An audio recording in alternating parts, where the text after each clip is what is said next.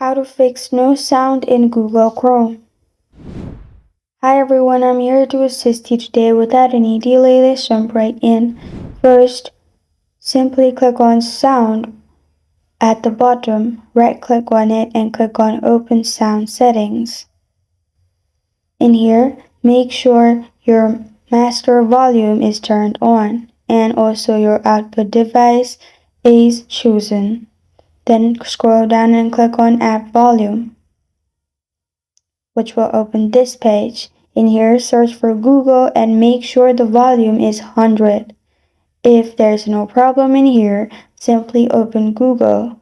Then click on three dots at the top right corner of your screen on Google. Then scroll down to Settings. Click on Settings. And then on the left side, click on Privacy and Security. Then scroll down in Privacy and Security and click on Site Settings. Below Site Settings, scroll down and you'll find Additional Content Settings. Click on it and then click on Sound. And make sure there's blue dot in Sites Can Play Sound.